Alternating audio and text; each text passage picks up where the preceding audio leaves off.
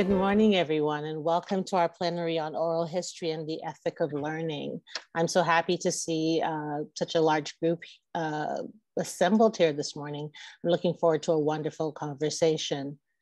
So we're gathered here today across the nation from coast to coast on the ancestral and unceded territory of Inuit First Nations and Métis people. I'm speaking to you from Mi'kmaq, the ancestral home of the Mi'kmaq.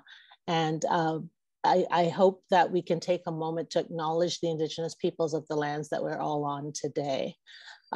This promises to be a very exciting panel, I think, with a lot of wonderful discussion on oral history and pedagogical practices, the ethic of learning.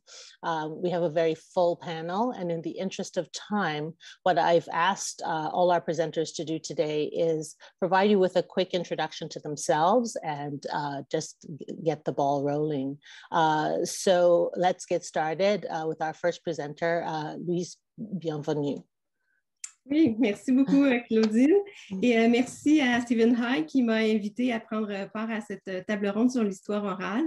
Je suis professeure au département d'histoire de l'Université de Sherbrooke au Québec et j'ai mené par le passé un projet d'histoire orale sur Boscoville, qui est un ancien centre de rééducation pour jeunes délinquants. Donc, j'ai interviewé des anciens délinquants, garçons délinquants, dans le cadre de ce projet. Mais ce dont je vous parlerai aujourd'hui, c'est davantage mon enseignement en histoire orale. Donc, je vais me distinguer à double titre, premièrement en tant que seule, je crois, locutrice francophone, mais aussi par l'accent que je vais mettre dans ma présentation sur mon enseignement. Dans le programme de baccalauréat en histoire à l'Université de Sherbrooke, nos étudiantes et étudiants sont appelés à suivre à la fin de leur parcours, donc en troisième et dernière année de baccalauréat, 2 cours qui sont intitulés « Activités de recherche » et, comme le nom l'indique, il s'agit de cours d'initiation à la démarche de recherche historique à partir de sources, donc à partir soit d'archives ou d'autres documents historiques. Les étudiants doivent mener eux-mêmes, du début à la fin, un projet d'histoire orale, dans le cas qui m'occupe.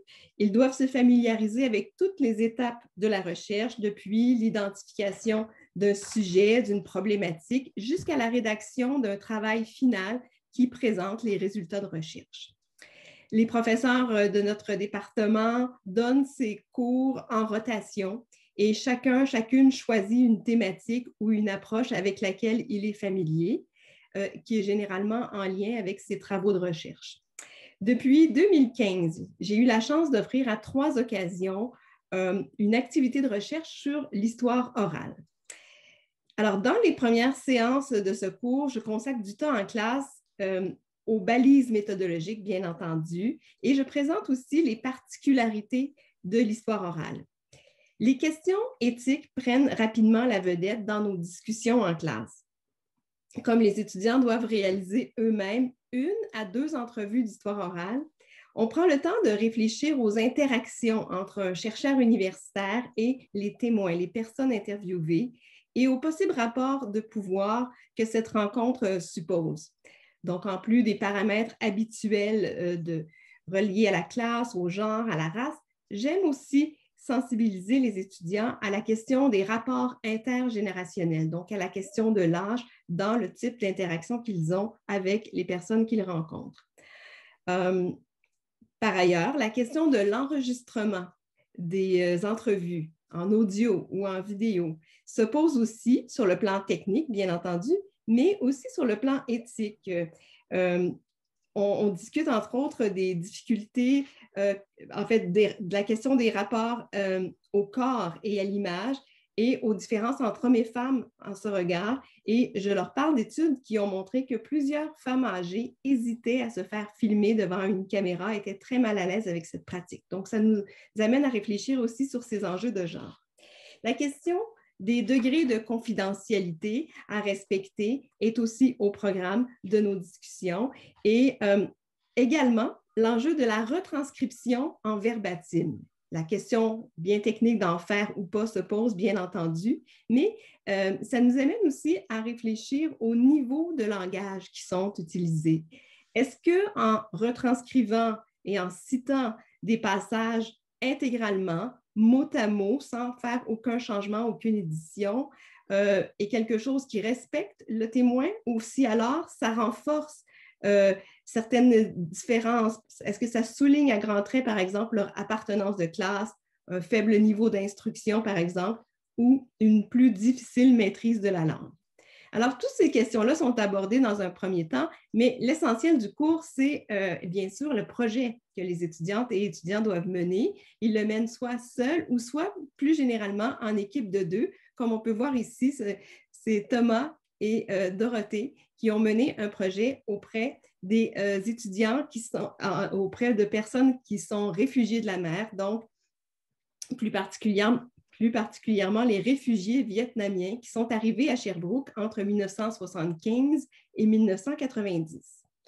Les études sur les boat people mettent généralement l'accent sur les résidents des grandes villes.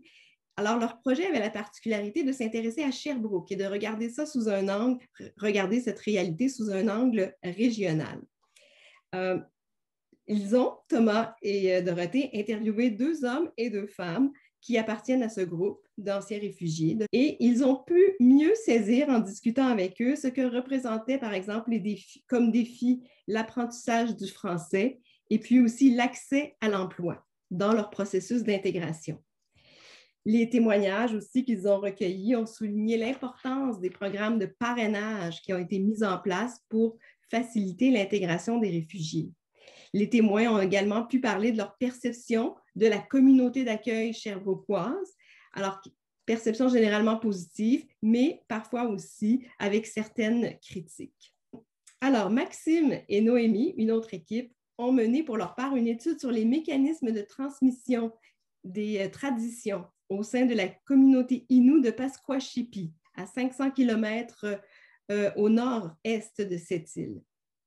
Maxime étant lui-même membre de cette communauté Innu, il a pu obtenir la collaboration de 3 témoins et gagner, bien entendu, leur confiance. Le père de Maxime, Marcel, a joué le rôle de traducteur avec les 2 témoins aînés. Les discussions qui ont eu lieu par Zoom, étant donné la distance et le contexte pandémique, ont abordé le thème du partage des savoir-faire dans des domaines aussi variés que l'artisanat, la chasse, la pêche, la construction d'outils, la cuisine traditionnelle, les savoirs spirituels également, etc. Maxime et Noémie ont aimé travailler dans une équipe de chercheurs mixtes, autochtones, allochtones. Ça permettait un double regard de l'intérieur, de l'extérieur, et ils ont apprécié cette collaboration et ce regard croisé sur cette réalité. Un autre projet a été mené par Christophe dans une tradition d'histoire ouvrière plus classique. Christophe s'est donc intéressé à la déportation, à la destruction du quartier Saint-Maurice dans la ville de Thiessen dans les années 70 au Québec. Cette destruction devait permettre l'expansion de 2 mines d'amiante. Christophe a rencontré 2 anciens résidents de la place et les discussions ont ouvert une fenêtre sur la vie des familles ouvrières de cette époque, sur la fierté et l'attachement de celles-ci pour leur résidence, leur maison, ainsi que leur quartier, et sur le stress qui a été vécu au moment des déménagements forcés, le choc qu'a représenté, entre autres choses, la destruction de l'école et de l'église du quartier. La résilience aussi de la communauté a été abordée, et un autre volet de cette recherche-là était d'interroger les témoins qui étaient jeunes au moment des événements sur ce que ça représentait pour eux aujourd'hui, la mémoire qu'ils avaient conservée et, entre autres, la difficulté qu'ils avaient de ne pas pouvoir retourner sur les lieux de leur enfance pour évoquer cette partie de leur vie, ce gros morceau que représente l'enfance. Un autre et dernier projet que j'aimerais vous présenter, il y en a eu plusieurs, mais je m'arrête à 4 exemples ici. Donc, ce dernier projet était celui d'Antoine et de Joanie. Vous savez combien l'histoire du Québec est liée de près, est tissée avec celle de l'Église catholique. Antoine et Joanie sont allés à la rencontre de 4 frères du Sacré-Cœur qui ont été missionnaires en Afrique, Sénégal, Tchad, Togo, Mali, Cameroun. Étant donné le contexte de décolonisation actuelle, étant donné la mauvaise presse qui est associée aux communautés religieuses, ce sujet demandait beaucoup de doigté et beaucoup d'ouverture d'esprit de leur part et de la part de tous les intervenants, y compris les frères. Comment gérer cet héritage complexe, hein? C'était la question qui était sous-jacente à ce projet. La rencontre des 4 religieux, qui sont désormais octogénaires, ils ont 80 ans et plus, s'est avérée particulièrement touchante et particulièrement riche. Les frères ont été émus de voir que des jeunes étudiants s'intéressaient à leur histoire et à l'engagement qui fut le leur tout au cours de leur vie, et un engagement qui est aujourd'hui si peu valorisé. Alors, ils ont pu expliquer leur vision des choses, parler de la relation qu'ils avaient avec le pays d'accueil où ils étaient en mission, rappeler leur tâche d'enseignement, d'évangélisation. Et puis, je dirais au final que cette enquête orale a mené à un travail de recherche qui était vraiment nuancé dans ses analyses. Alors, j'ai trouvé que cette démarche avait été très riche et très intéressante. En conclusion, brièvement, puisque le temps presse, je dirais que l'enseignement de l'histoire orale, c'est un bon véhicule pour favoriser les contacts entre les étudiants et étudiantes et la communauté régionale. Dans une ville comme Sherbrooke, qui est encore assez peu diversifiée sur le plan ethnoculturel, bien, ça permet une ouverture à l'autre, une bonne façon de développer l'esprit critique et d'éveiller la conscience des angles morts de la pratique historienne. Et puis, je dirais en terminant que l'histoire orale qui favorise par nature là, les échanges intergénérationnels a permis à l'automne dernier, en pleine pandémie, à des personnes du 3e âge qui ont été longtemps privées d'interaction, ces rencontres avec les jeunes et vice-versa. Et j'ai trouvé que ces personnes avaient été particulièrement réceptives à l'idée de rencontrer les jeunes chercheurs en formation de l'Université de Sherbrooke. Merci beaucoup. I see. Thank you so much, Louise. Our next presenter is Dr. Kristina Llewellyn.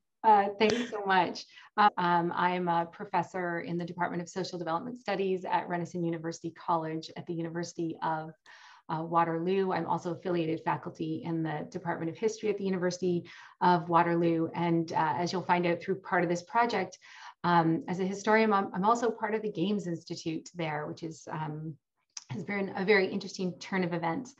I wanted to start by just acknowledging that oral history is rooted in diverse Indigenous story work, and also to note that despite different Indigenous groups and often racialized communities doing the work to ensure that we share and build a vision of oral history that is ethical and responsible, it often is to the benefit of many white settlers such as myself who publicly benefit from these teachings, especially as oral history has become a more legitimate area of academic study. So on June 6th, 1921, a crowd of 3,000 spectators gathered for the opening of the Nova Scotia Home for Colored Children.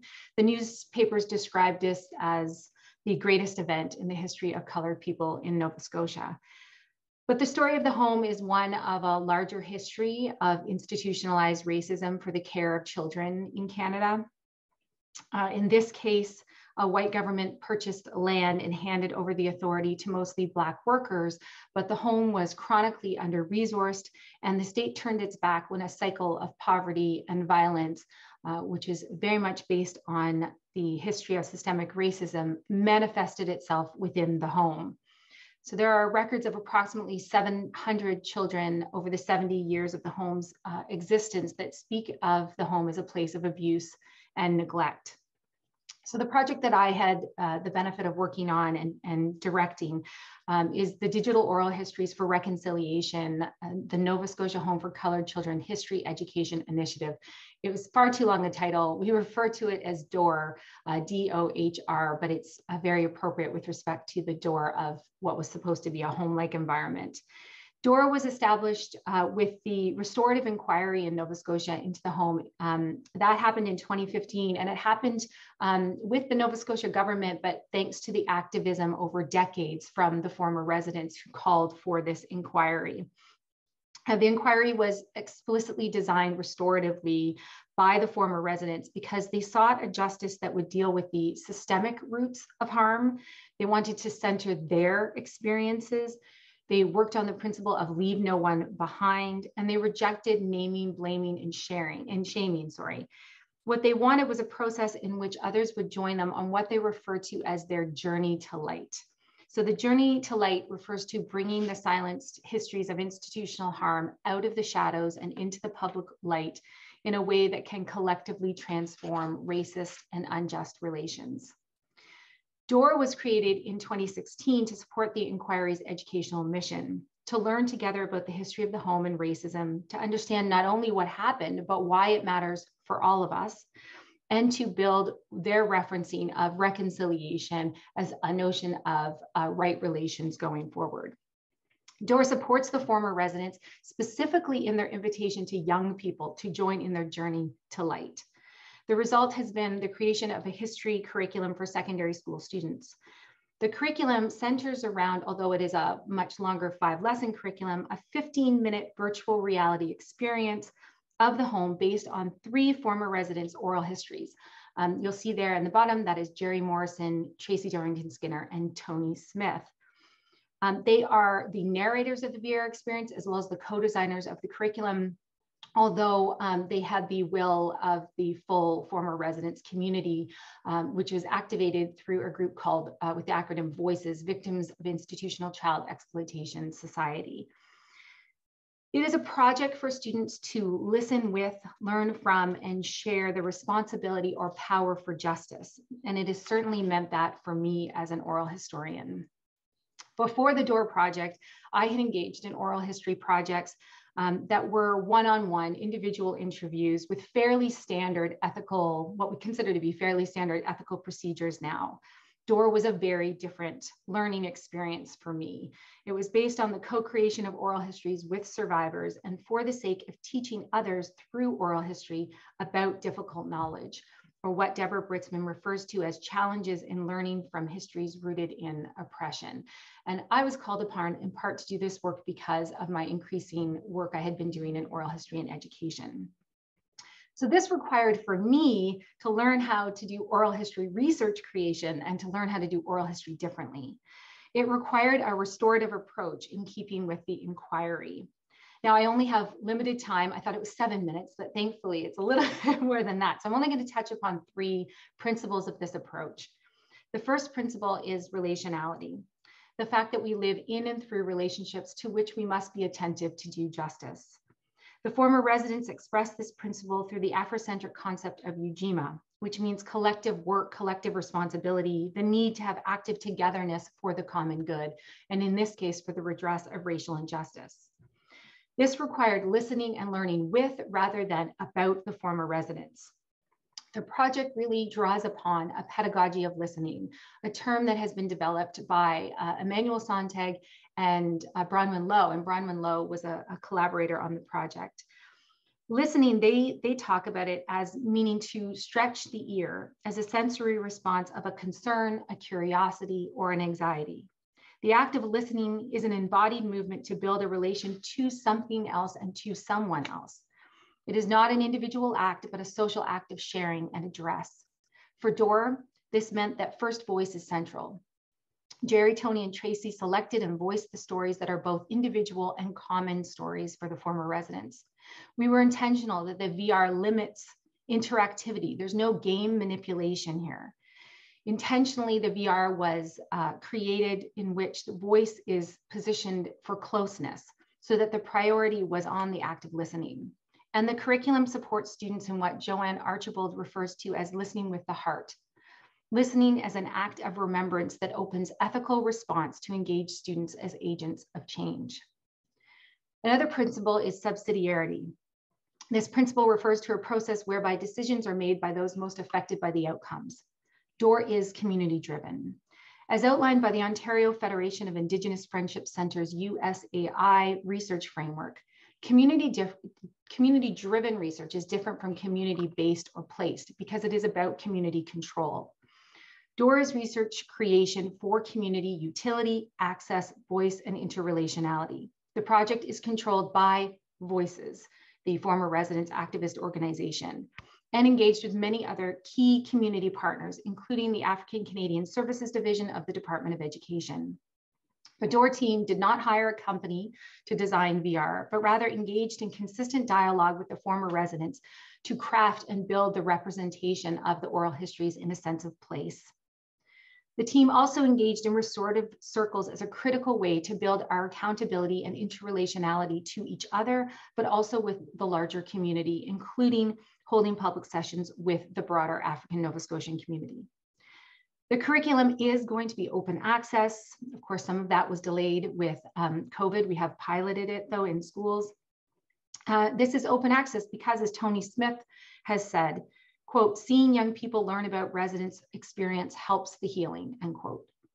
Restorative circles are also key throughout the curriculum lessons, as they offer opportunities for students to share their connectedness to systemic racism and learn from each other about what they have heard from the former residents. So there are many stories within the VR. Not every student hears all of those. They hear a selection of 3 stories, and then they're able to share which stories they heard and talk about those. The final principle is future focused, in which is a form of accountability to take action from the listening and learning. The primary objective of DOOR is to share oral histories for the purpose of developing students' historical consciousness, although I would say that the researchers had the same kind of development of their historical consciousness. That means the ability to make sense of the past to make a difference in the future. This objective was set forth by the former residents, whose activism has been guided by the symbol of the Sankofa. Sankofa is a word from the Twi language of Ghana that is generally translated to mean it is not taboo to go back and fetch what is needed to move forward. This idea is represented, you'll see there, with the symbol of a bird with its head and neck reaching backward for an egg in its beak, representing the future, but its feet are flying forward. In this case, it's not taboo to learn about the silenced histories of institutional racism to build right relations going forward. To this end, the project decenters technology. The VR-based oral histories inspire action outside of that experience. The curriculum has 5 inquiry lessons, including historical significance about African Nova Scotian events, historical evidence about life in the home, and most importantly, a culminating restorative action, a group assignment that asks students to take what they have learned with the former residents and carry it forward to build just relations. In this and many other ways that I wish I had time to talk about, the DOOR project is an invitation to all of us from the former residents to listen, to learn, and to share responsibility and power to join their journey to light. If there's time after the session, I've included a link there that people can see some from the pilot project of the students' reactions. It was, we're fortunate to have it featured on the CBC's The National.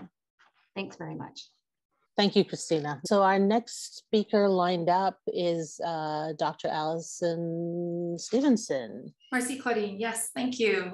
Good morning. Bon matin, attendees and panelists.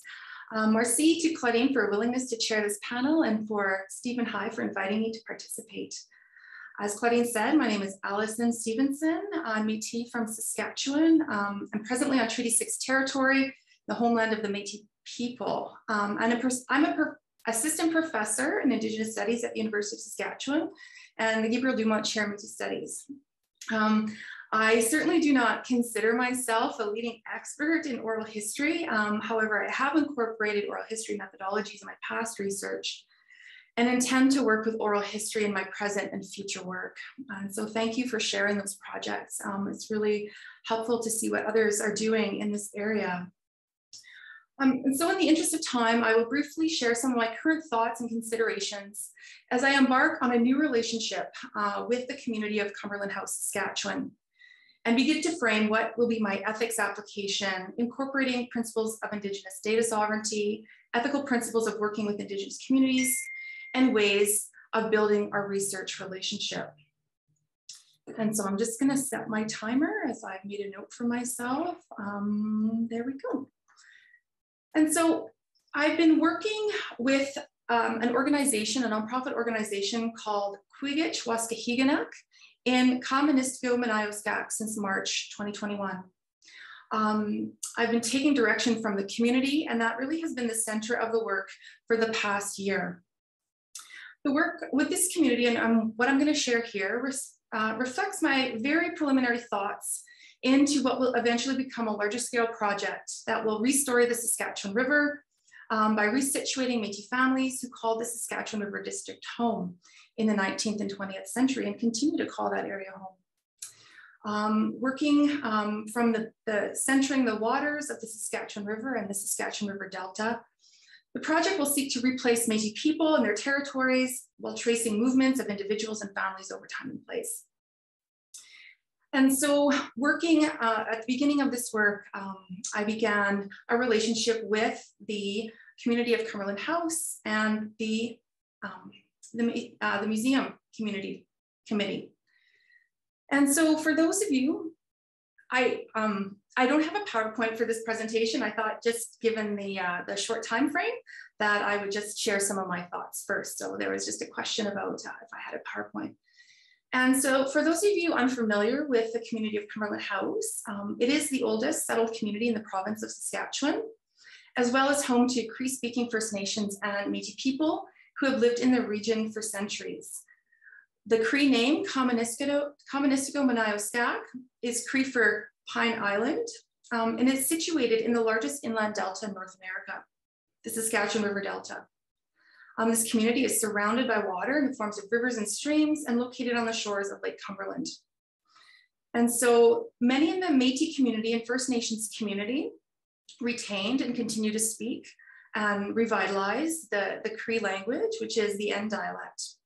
And they continue to have a strong connection to the lands and waters of the Delta through intergenerational water-based practices of trapping, fishing, and paddling. Members of this community at the present time engaging in a series of efforts to protect the waters and animals of the Delta through cooperative efforts with the university, as well as organizations to protect the waters of the Delta.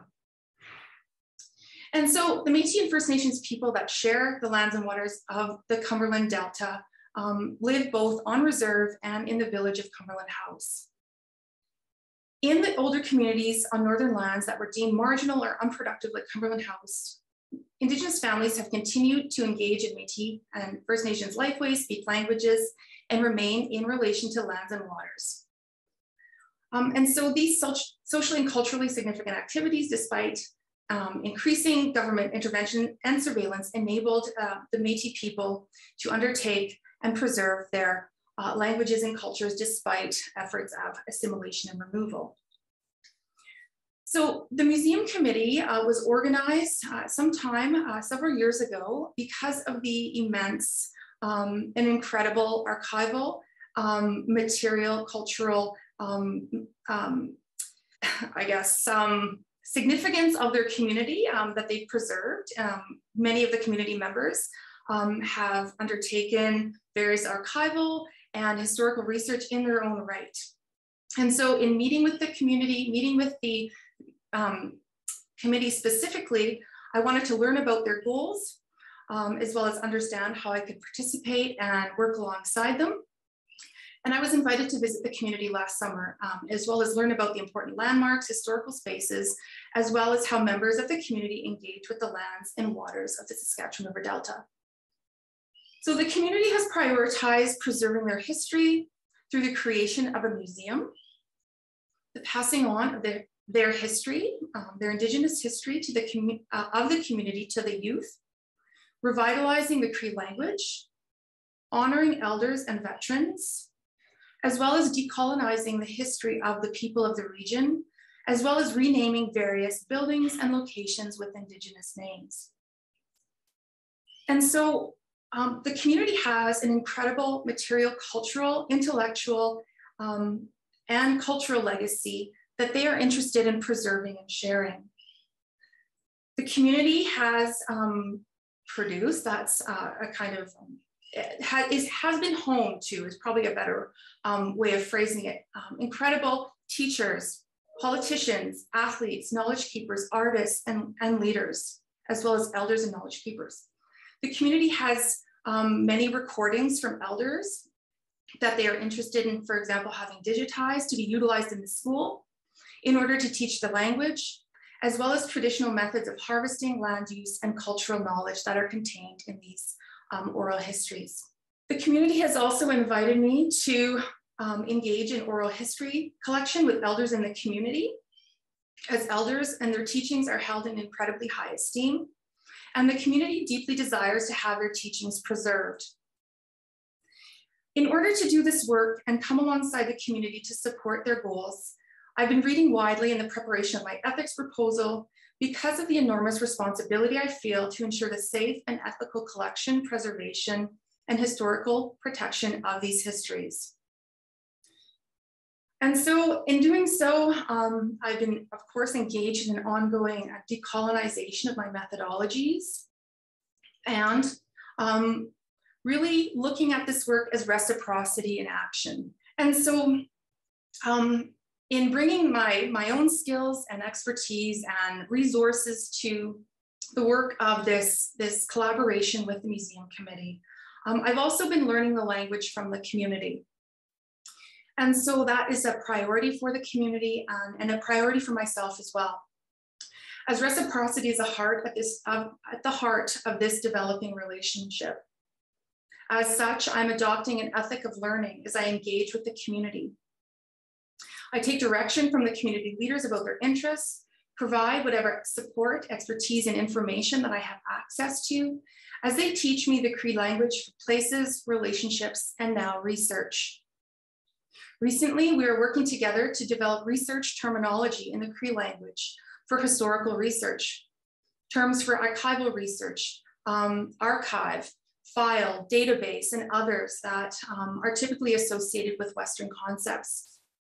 My Cree Research Dictionary is another work in progress, and I'm working towards learning the language to be able to speak and understand the elders I plan to work with and communicate the research back to the community in ways that is meaningful. As a Métis woman, the learning of language is another way I undertake decolonizing not only my work, but my own worldview. Our ancestors, our Métis ancestors, spoke many local languages in addition to French and English, and our Indigenous languages are our connection to our ancestors. And this to me is a very important gift that the community has been willing to share with me. Dr. Winona Wheeler, a colleague of mine in Indigenous Studies, has written about the importance of relationship and relationship building to the work of Indigenous oral history. Thus, while I was anxious at first to complete my ethics application and submit it because of the long wait times, I am now happy to continue to build our relationship through trust, reciprocity, and visiting until I feel confident I can move forward with a clear plan for protecting the data sovereignty of the community, that they remain in control of their oral histories, and that I have communicated the university expectations with the community effectively so they can be fully informed of their rights in these areas. And so in reflecting on some of the work that's been done in oral history work and Indigenous oral history work, the question often arises, are you an insider or are you an outsider? And in this case, I feel like I'm both. Leanne Leddy has written about the unique challenges and opportunities of being a community member doing historical research and undertaking oral history interviews with her community and her Nokomis, her grandmother. I just have to say that I couldn't work up the courage to interview my Métis grandmother, who was both a matriarch and a historian in her own right. So I can see that the challenges around that for sure. One of the things that I really took away from her writing on this is that the way in which she was empowered by her experience and came to see herself as a protector of her community's cultural resources and found herself more deeply engaged in understanding her role as a community member. This speaks to the power of oral history in forming and transmitting Indigenous knowledge and perpetuation of Indigenous nations.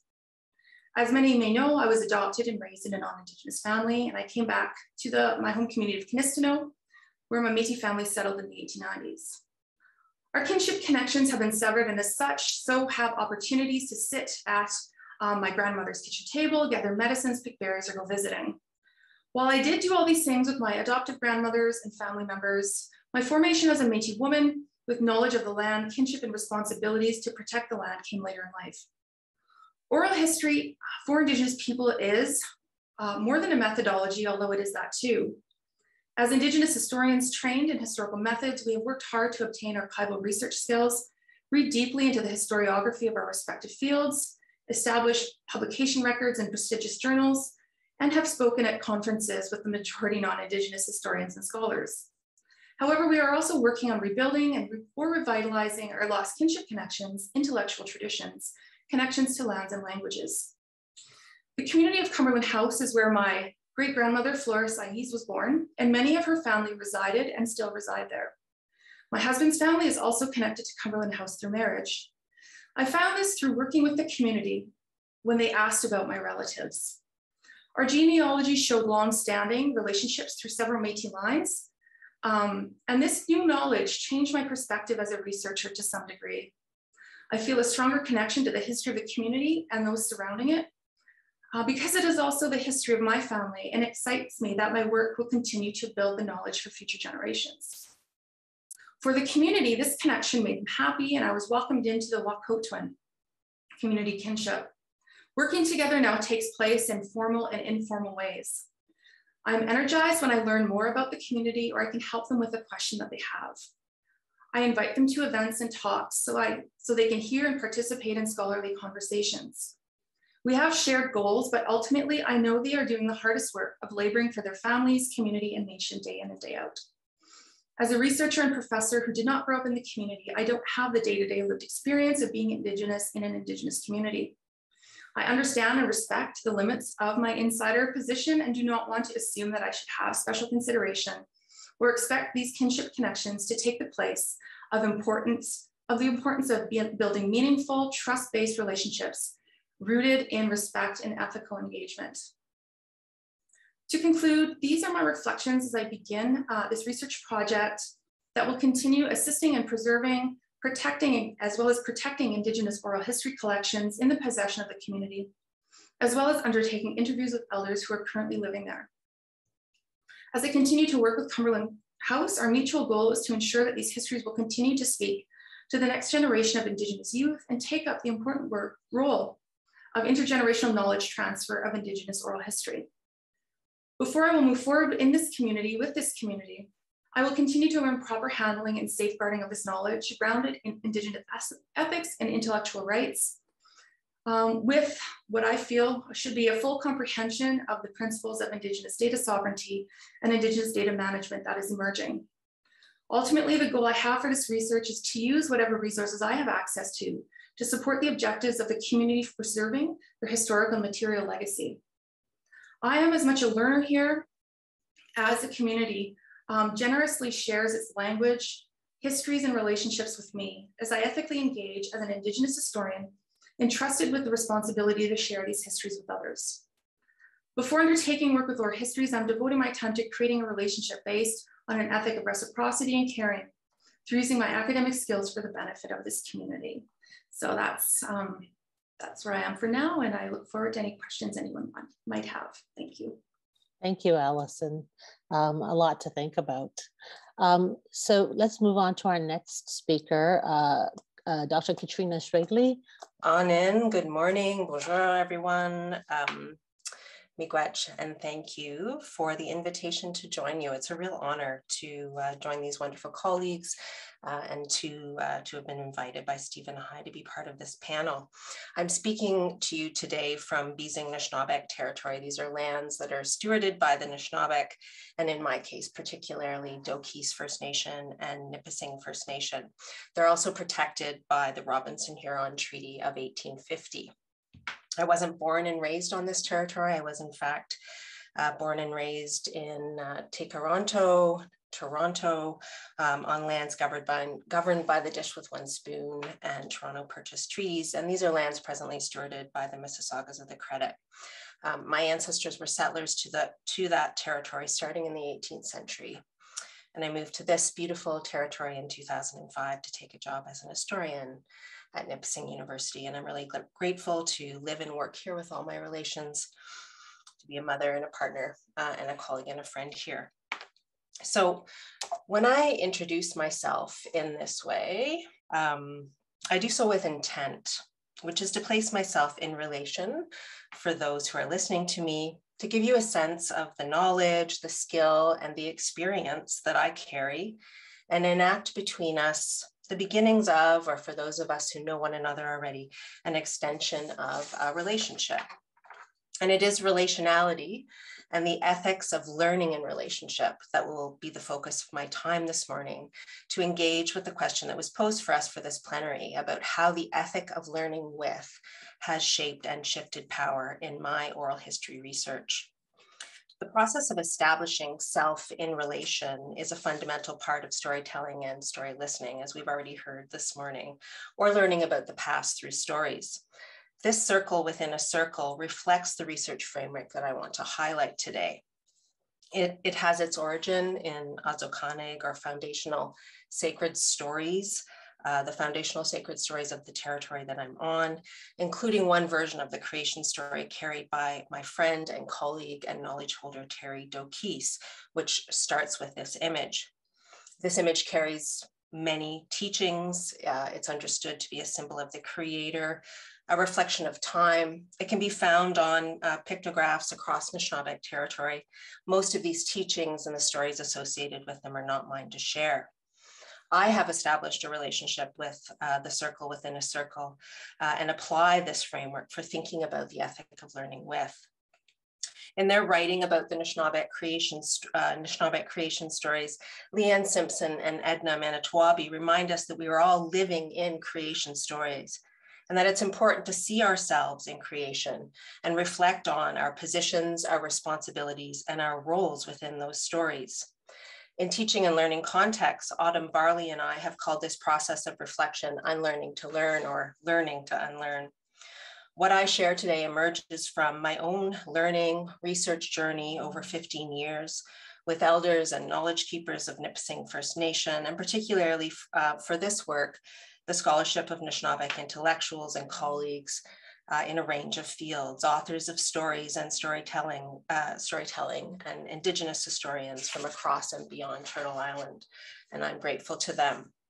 As I hope this framing of my work makes clear, I always speak from within this circle, informed by my own learning journey and my own relationships with all its limitations and gifts. And I really appreciate the ways in which, in the conversation already this morning and yesterday in the panel on bringing it home, we're complicating discussions about speaking for, speaking with. In a really general sense, I think that framing oral history research in this way disrupts power structures that are methodological and epistemological, and as a result, disciplinary. It also empowers by centering and honoring diverse stories, story forms, and storytelling beings. It has certainly changed the way I listen to and learn from the histories shared with me, the decisions I make about how and what aspects of those histories I'm going to amplify, and the ways in which I learn from and work with the context to which these histories are anchored, whether that's lands, waterways, or ethics. And in my case on this territory, the 7 grandfather teachings are particularly important.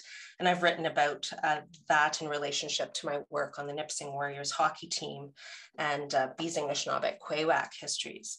I'm going to focus today on the Lake Nipissing Beating Project, and I invite you to have a look at the website as I'm speaking, because I don't have time certainly to cover this in detail. I think the Lake Nipissing Beating Project is a really powerful example of being responsive to relationship in context and learning with in a really good way. This project is being led by my colleague, Dr. Kirsten Greer, and beading artist, Carrie Allyson Payu, in partnership with Dokis and Nipissing First Nations. Originally, the project was to focus on beading as a method of repatriation of plant relations from the Carnegie Natural History Museum in Pittsburgh. But COVID changed these possibilities, as it did for so many of us. Traveling became difficult, but also if we return to that circle within a circle, connecting with one another in a time of disconnection, caring for one another, and the importance of ensuring that we maintain, grow and feed those relationships in a good way so that we can support listening and learning and connection in the present and for the future. And I really appreciated Kristina's comments about the importance of an ongoing support for relationship in a good way. So instead, we decided together, collectively, that we were going to repatriate or take back remote sensing imagery used by the Ministry of Natural Resources in Ontario to center different stories. And this image that's in front of you is from the Ministry of Natural Resources, and it was taken via remote sensing in 2008 with the leaf on function active. So if you go to the website and to this image, you can actually zoom in so closely that you can identify species of trees and the well-being of vegetation. Don't ask me about this technology because I don't have any role in this part of the project. And I have to have a shout out to Isabel Castle, who works on this part of our project. But this form of surveillance began in 1946 for resource management. And it was also used to locate, encroach, and steal land and tree beings. The map has been gridded into 444 individual squares, and they have all been beaded. People participated from and on and beyond the territory, so across Turtle Island. They ordered beading kits, they beaded their section, and then they returned them to be part of the installation. Doquis and Nipissing First Nation determined spaces that were ceremonial or sacred and important to hold for citizens. The result will be a 5-meter beaded reimagining of Lake Nipissing and its watershed. The project centers and honors the waters and animates them with layers of story. Stories about the past, histories of the process of beading, the function and role of beading, of Anishinaabe Kwewak, of women who were and are master beaders, such as Josephine Bocage-Ban, who traveled around Ontario teaching about beading in the latter half of the 20th century. And you can hear these stories on the website through the speaker series. There were stories generated in the act of beading, like Sherry Farrell-Rossett and Kathy Matas remind us, the kitchen table methodology. Well, this was certainly active, but so too was Zoom methodology, with people gathering and beading together online. The beading process was also generative of stories that have not been told, and the choices, for instance, that people made about how they were going to bead their squares. One participant beaded wild rice into their square because wild rice beings, in fact, thrived in that particular area of the watershed before the dams. These stories are designed to support the next 7 generation. This is a community-driven art creation that is generative. It establishes relationships between people who are gathered for the project, between people in the waterways and people in the stories. And we hope it continues to prompt stories and storytelling relations. Many people have shared of the importance of their grandchildren in the future being able to connect with their square and their section of the art creation.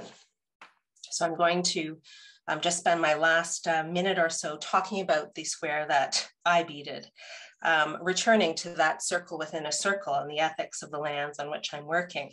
And I'm going to point to the 7 grandmother teachings here to highlight them. I chose to bead the square closest to where my home sits. It felt important to deepen that relationship. I needed to bring humility and bravery to this process. I have never beaded anything, or had never beaded anything before. This was a much larger square of beading that was actually realistic for my skill level. I had a lot to learn. I had to spend the time necessary to make sure it wasn't a disaster.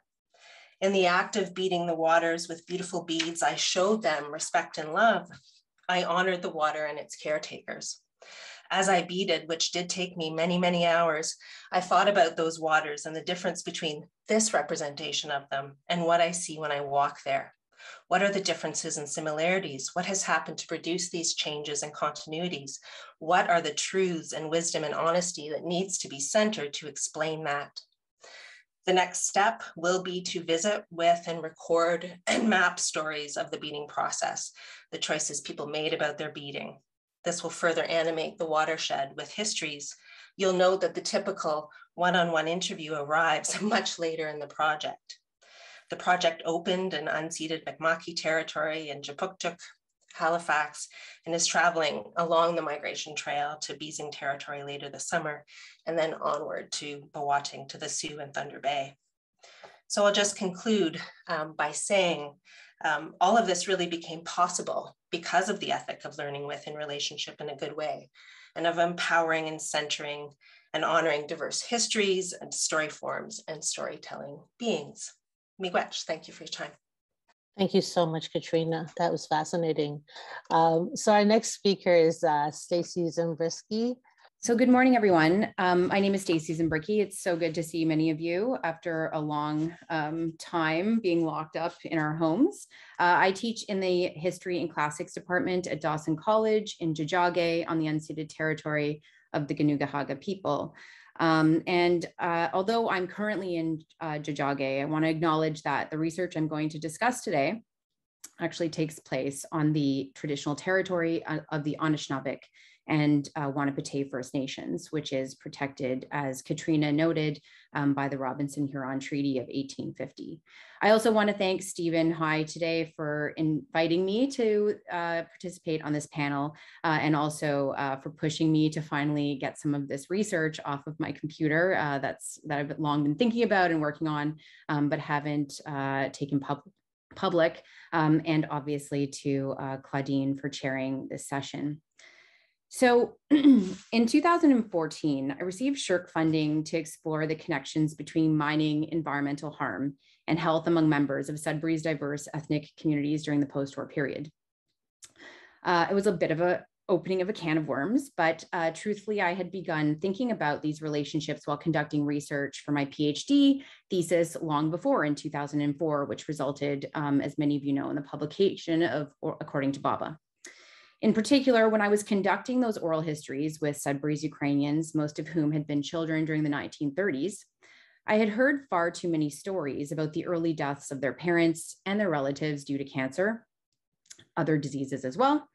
I had heard stories that had these really problematic threads about air, water, and soil quality and how that harm had impacted everyday lives. It wasn't normal to play in water holes that were close to mine tailings or to walk to school in blue gaseous clouds. And it certainly wasn't normal to help mothers replant lettuce and tomato plants numerous times a year, or to situate games of hide and seek in areas that the grown adults then regarded as tree graveyards. I didn't know it then, but I began chasing cancer in these conversations so that I could try to the best of my ability to isolate patterns and routes of exposure that would help me understand the stories to which I was listening.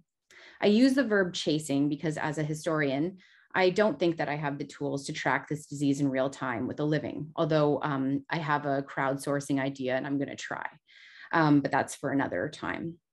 Now, while all of these stories spoke to experiences that were particular to this toxic place, or what we can say a once toxic place, it's still problematic, but it doesn't look that way anymore. I didn't have the space to talk about it in that work. These narratives lingered with me though, and remained quite heavy as I went through my own personal health struggles in 2011. It was then that I started to see my own environment and the one in which I had grown up in Sudbury, as quite problematic. And I began wondering what role it had played in the diagnosis of the autoimmune disease that dramatically altered my life. I also began to think deeply about how exposure to heavy metals in the air, in the water, and the soil impacted not just me, but those who I had known through stories, through my narrators. There is now much to celebrate in Sudbury, as you can see in this beautiful picture with the beautiful blue skies that are synonymous with the Sudbury landscape. I call this image Beauty and the Beast, but it has not always been a beautiful place. Much of the industrial ruins resulting from nearly 130 years of nickel mining in the Sudbury region are now hidden from plain sight, camouflaged under a successful and collaborative regreening program that aligned the local community, the city of Sudbury in particular, Laurentian University, and the mining company Inco at the time, now Vale, to create this a situation where the planting of 9 million trees was possible, the cleanup of many area lakes through liming, as well as thousands of hectares of soil also through liming was possible. And as you can see here, Gatchel, which is a predominantly working class Italian neighborhood located in Sudbury's West End in close proximity to Vale's central tailings area in Coppercliff, just over the ridge with the big nickel in the background, which it's important to point out actually holds 10% of all tailings material in Canada and is bound up with 29 dams in the area. It's been completely transformed over the last 50 years due to these local efforts. And yet, despite this invisibility, vestiges of the industrial past continue to exist and do harm. Making connections where they are hard to trace, as Anne-Laura Stoller reminds us, is not designed to settle scores, but rather to recognize that these are unfinished histories, not of victimized pasts, but consequential histories that open to differential futures. What lies beneath matters, and remediation, however important and however aesthetically pleasing, has created the conditions for forgetting in this community, making it nearly impossible for those who live with these everyday views to make sense of historic, local toxic legacies and their current health realities and struggles. Research has shown that various pollutants can be attritional in the ways that they incrementally deposit damage in bodies, sometimes over entire lifetimes. They can also pass biological injury to future generations. As toxins are slowly secreted, these accumulations become ubiquitous, yet unrecognized, accruing harm over time, yet also making it more difficult to epidemiologically and geographically and even historically locate blame. The children who played on those slag piles in the distance, the black wall you see that drew tourists in their cars to watch the dumping of the slag nightly, and now represent a green corridor, as well as the playing that occurred in the water runoff from these slag piles, which contains, we now know, heavy concentrations of sulfuric acid, were directly and indirectly exposed to toxins emitted from this mining byproduct, whether those children who are now adults recognized it or not. Rob Nixon views this as a violence of delayed destruction that is dispersed across time and space. It is an attritional violence that is typically not viewed as violence at all. So this slow violence, as we can see it, was evident in the incidence of cancer that I found in the local funeral home's collection of death records between 1915 and 1917, which are mapped here. And I'm sorry, I would love to play on Google Maps with you and zoom in and out, but we just don't have time for that. What you need to know about this image is that there are 548 colored markers, each representing a person who died of cancer in the region, and they're color coded to the decade in which they died. Well, there's many issues with this set of records, which I don't have time to go into here. Unfortunately, they do serve as one of the only ways that I've been able to find and locate cancer over time, over space, and over place. And not surprisingly, the bulk of incidents are correlated with working class immigrant neighborhoods located in close proximity to major mining sites. Namely, we can see here, Creighton, this would be Lively, this is Coppercliff, Gatchel, and over here would be Coniston, Coniston here. And you can see that the colored water that is not the right color are all tailing sites, which seep into the landscape at various speeds. Now, this bodily harm was invisibly produced in non-spectacular ways and intrinsically slow ways. Over the course of the 20th century, it still is being produced. And yet by bringing these cancer cases together, we can clearly see that the violence, however delayed, is clear, and it inflicted various harms on members of these ethnic communities. It is in these sorts of sources that I felt most like I am running to chase cancer, but can never quite catch up. My oral history interviews, however, have been different.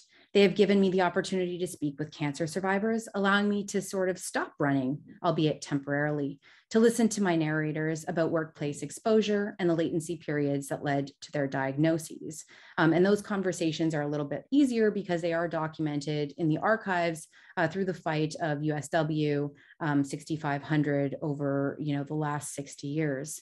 But I've also had the privilege of being welcomed into the homes of families who are living with cancer or who have experienced the loss of their loved ones to this disease. And certainly I'm very interested in incidents of cancer among women who weren't in the mining mining sites themselves, but who were obviously breathing the air very close to the superstack and drinking the water where, perhaps effluent was leaching in, and certainly harvesting food from gardens. So I'm looking at patterns that have not been tracked in the way that USW has done that. Certainly learning with these narrators, whether they were exposed in workplaces or in their homes, it's been a privilege, but it's demanded bravery, vulnerability, and a ton of emotion, and a lot of anxiety and stress on my part, given that my family still lives here, and I grew up there as well. But mostly what I've really focused on is a willingness to take in the stories, to learn from these people, to help them to allow them to guide me through their own experiences and their ways of understanding why cancer may have harmed their bodies as well as those they have cared for. Unlike the doctors, nurses, and other healthcare practitioners that they have interacted with during times of illness, who are often pressed for time and dedicated to healing. And certainly that's not a judgment, but a recognition of the challenges that these folks face in their workplaces and the kind of work that they have to do that I don't have to do.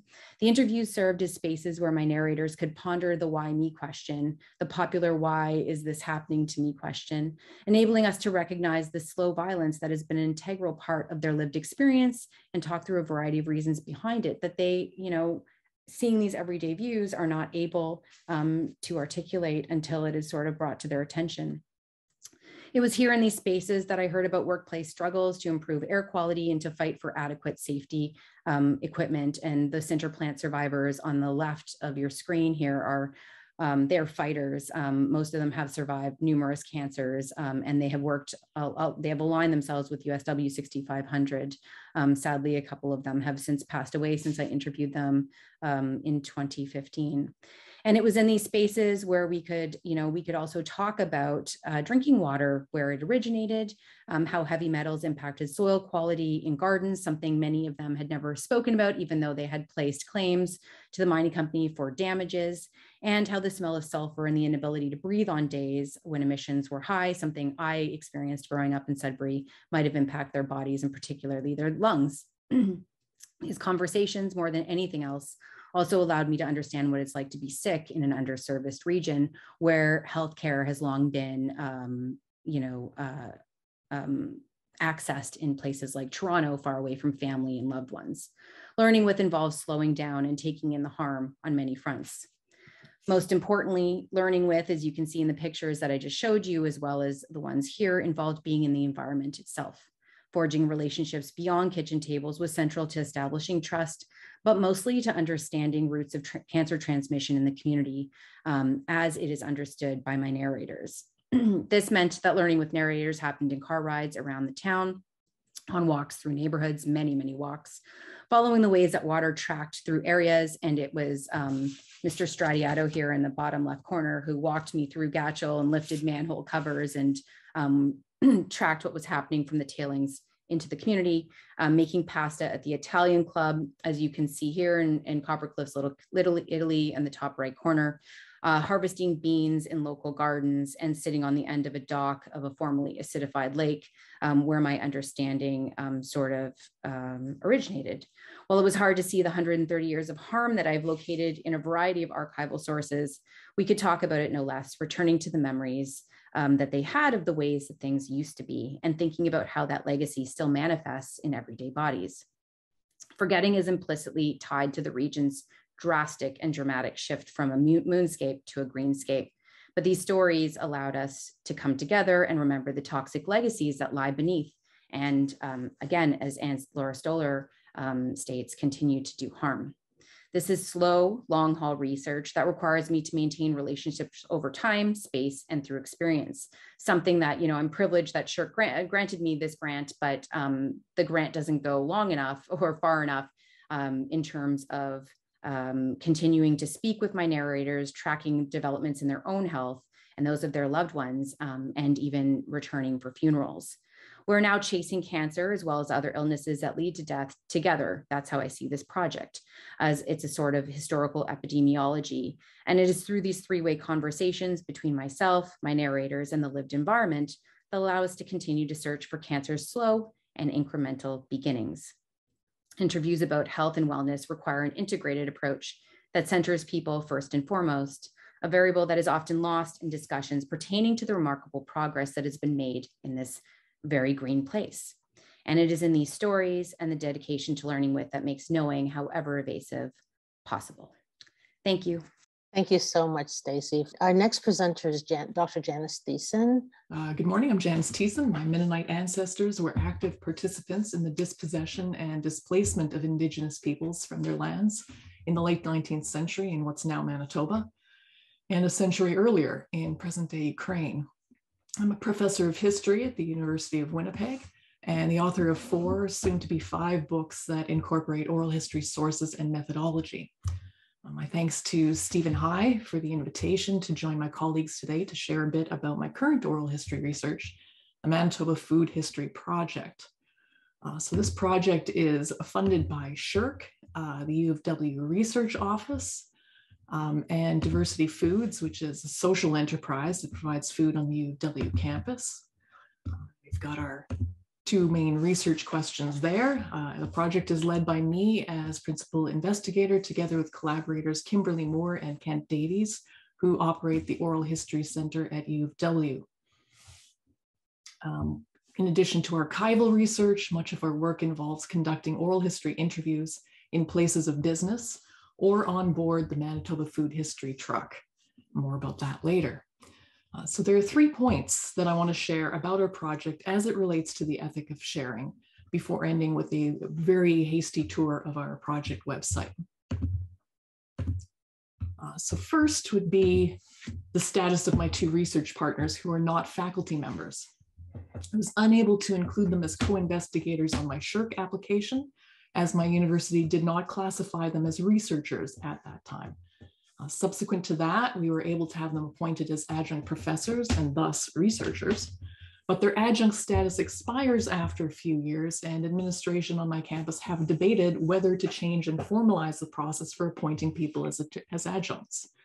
While professors in the Faculty of Business and Economics have told me that getting adjunct status for people with expertise with whom they wish to collaborate has been something of a rubber stamp process, in the Faculty of Arts, there are those who strongly believe that only individuals with PhDs should be named as adjuncts. And a related problem, my 2 research partners, unlike me, do not own their research output. And this has raised some awkward and unresolved questions when it comes to publishing their work, whether with me or independently. As again, they're faculty, I'm faculty and their staff. So both SSHRC and the universities, in my opinion, need to expand their understanding of who counts as a researcher, as well as what constitutes intellectual property and who owns it. So the second point, the Manitoba Food History Truck itself. Our project has a food truck, which we operate as a mobile oral history lab, or at least we did before the pandemic. It allows us to interview members of the public while they cook, without our having to be in the home kitchens of comparative strangers. Working in strangers' homes can be an ethical or safety consideration, particularly as I'm responsible for the students and research assistants working under our direction. And so the U of W's Safety Office has required us to develop protocols accordingly. The Manitoba Food History Truck is a semi-public space, however, and so researchers and interview participants have a greater feeling of safety conducting interviews there. And then finally, the publication of our work, including that of students. When preparing our grant application, Kent, Kim, and I agreed that we wanted to avoid 2 pitfalls that we had observed with some other public history projects. Number 1, the disappearance of websites after the grant period, when there are no longer funds available for their maintenance. And number 2, the hiving off of student work from that of the team leads, which often leads to student work being seen as lesser than. We chose not to hire web designers, but to use Squarespace, whose low annual costs I could pay myself after the SSHRC grant ends. And Kim designed the pantry area of our website, which you can see here. Scroll through it just a little bit. The pantry area of our website showcases all of our work collectively without reference to course numbers or to the degrees held or not by our contributors. We want the work to speak for itself, and we want to credit everyone involved in its production. So let me end by looking at just one example from this pantry. In addition to a book now under review at University of Manitoba Press, our project's outcomes include an archived collection of oral histories. Those are being held at the Oral History Center at the University of Winnipeg and integrated into the University of Winnipeg Library Catalog. The podcast series Preserves, which is available not only on our website, but on any podcasting app you can find. A series of ArcGIS story maps, one soundscape, we hope perhaps to add some more, and a series of photo galleries. So in the Preserves podcast episode, Trapping Liquor, scroll down and you can see the authors are not identified as students in my business history class. The oral history interviews are credited separately from the other sources to highlight them. And those oral history sources include the names of the interviewers to give them credit for their contribution as well. And the transcript, I'll just scroll rapidly down to the bottom. If we can get there. The transcript is footnoted as thoroughly as any academic paper. So my hope is that our project will contribute to greater understanding of and respect for the diversity of researchers, as well as for new ways of collecting and sharing stories. Thank you. Oh, wow. Thank you, Janis. Let's move on to our final speaker. That is Dr. Pamela Sugiman. I'm Pam Sugiman, professor of sociology. I've been doing, I think I'm the oldest person on this panel. I've been doing oral history interviewing for a long time, many decades. And I'm also Dean of the Faculty of Arts at, I'm stumbling over the name because it's new, Toronto Metropolitan University, previously known as Ryerson University. So I'm just going to talk about some of the lessons that I've learned over the years as an oral historian. And I confess that I've been consumed by administrative responsibilities for probably 6 years now. And so I can't claim to be an active researcher like everyone else here, and hence I don't have a PowerPoint presentations. And I'm going to talk not so much about a specific project, more so make some general observations about oral history. So as I said, throughout my entire academic career, first as a graduate student, later as a tenured faculty member, I've turned to the oral history interview. And now, 3 decades later, since I initiated my first funded research project, I remain intrigued by oral history and deeply committed to this research method. And I've been drawn to oral history for myriad reasons. One, it breaks down disciplinary boundaries. As I said, I'm a sociologist by training and have always been intrigued by social history. Secondly, it has forced me to be self-reflexive as a researcher.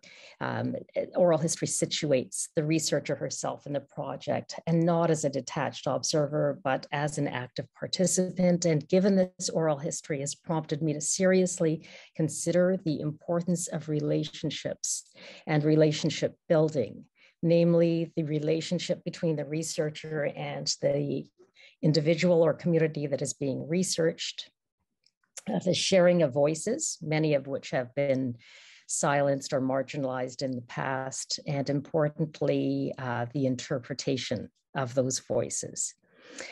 And in turn, my reflections on interpretation and analysis of oral history interviews have begged questions in my mind about the authority of the oral history researcher.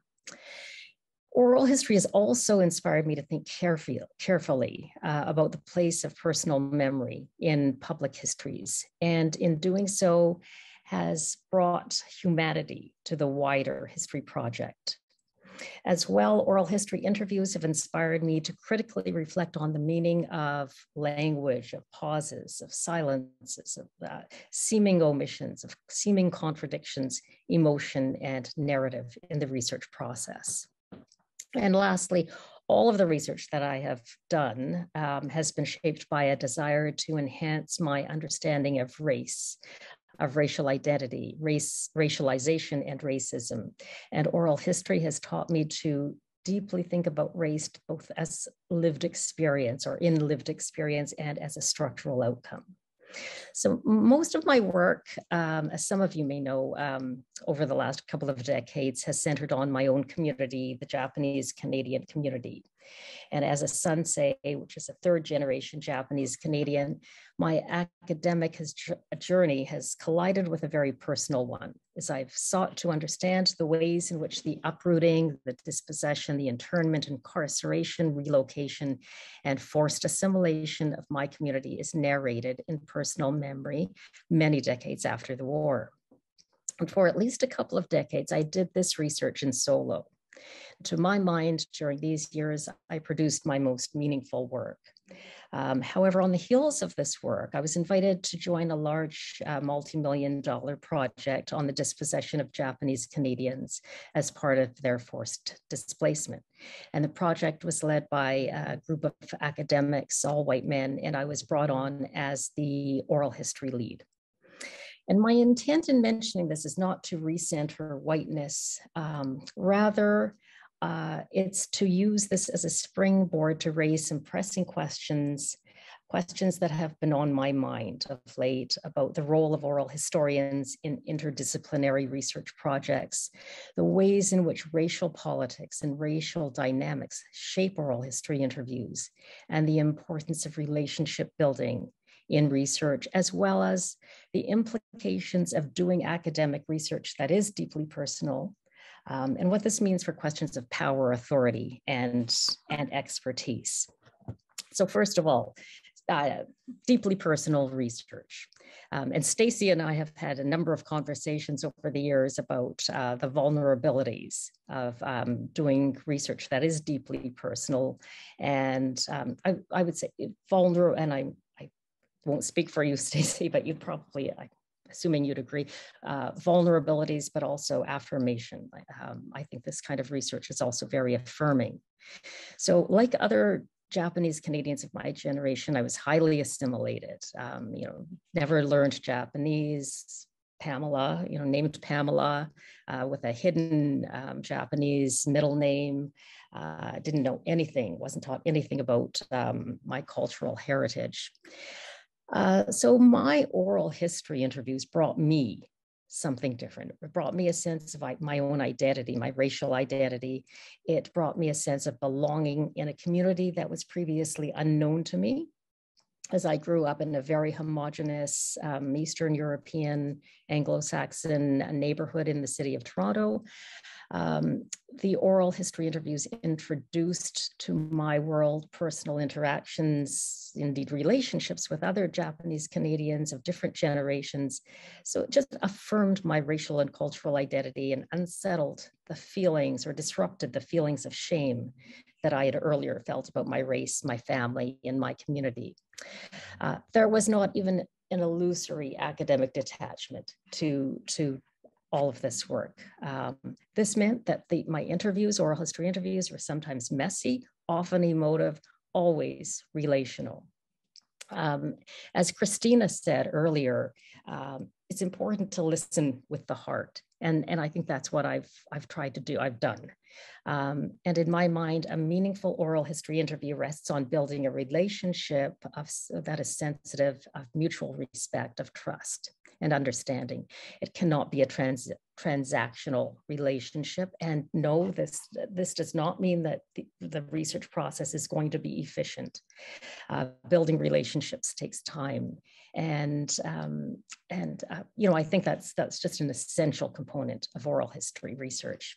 Another lesson I learned is that in studying racism of the past, one cannot explore the persistence of race in the present.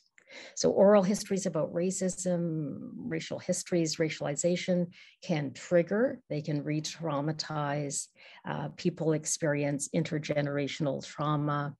And this is something that needs to be recognized, especially when the narrator is sharing memories with an outsider, or articulating them verbally for the first time with an outsider to the community, that is. So one can never assume that race doesn't matter when talking about race in the present, when talking about racism in the past. And I would also say a lesson learned is about the importance of the narrative itself and the dangers of mining interviews. And, you know, I am not, I don't mean to criticize anyone involved in research projects. It's not that oral historians are saints and all of the other researchers are, insensitive or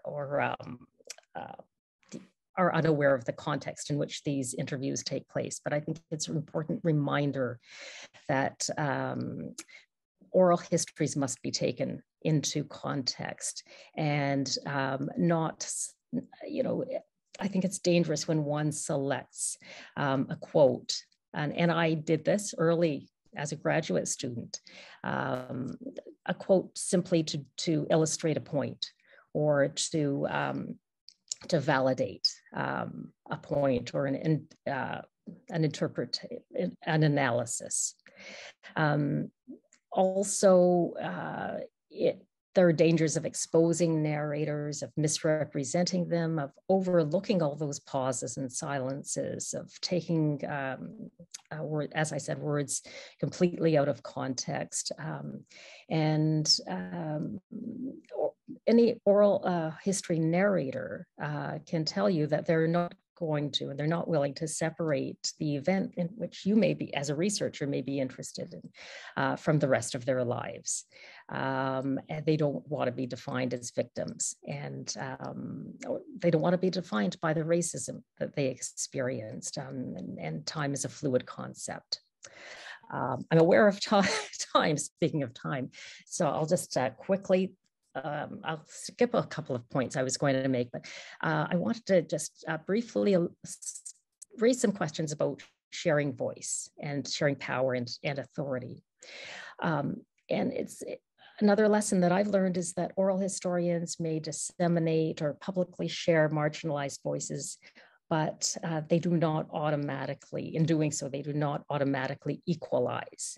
Or to use a word that is often used and I don't care for, they do not empower the narrators or the subjects of research. The researcher may give voice or share a voice.